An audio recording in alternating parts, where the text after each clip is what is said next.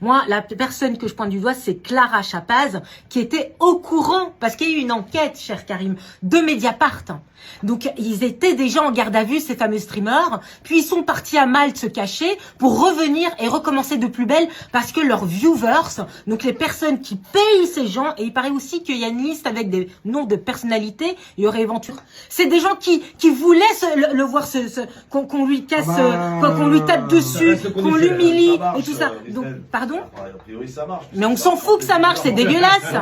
Faut pas pointer du doigt Adil Rami ou Karim. Non, mais il faisait partie des gens qui ont... Nasdaq aussi, Nasdaq que tu as rencontré en plateau. Ils ont été dans ce fameux local, une sorte de local où ces gens-là étaient... Je croyais qu'ils avaient vu les vidéos. Ah non, ils sont carrément allés sur... Non, il y en a qui sont, je suis pas certaine, mais en tous les cas, ils consommaient, ils consommaient ce genre de... Voilà, mais en même temps, tout le monde a sa responsabilité dans ce genre d'histoire. C'est-à-dire que quand on pousse, quand on donne de l'argent, quand on va... Ça veut dire qu'on est complice. C'est non-assistance à personne en danger. Donc moi, je tape en fait du doigt surtout Clara Chapaz, qui est la ministre de l'IA et du numérique, qui était au courant. Donc à un moment donné, qu'est-ce qui se passe? C'est que nous, ok, les journalistes ont fait notre boulot, mais c'était ça aussi avec les arnaques des influenceurs, les placements de produits frauduleux. Oui, il y a eu après un projet de loi. Mais à un moment donné, il faut vraiment que les politiques prennent encore leurs responsabilités. Puis Kik, c'est quoi? Kik, c'est une plateforme. Oui. C'est une plateforme australienne. Il y a plus de 800 000 utilisateurs. Il faut savoir aussi que on se fait beaucoup d'argent. En fait, c'était des gens qui étaient aussi attirés par l'appât du gain. Et donc, c'est une plateforme qui ressemble à Twitch.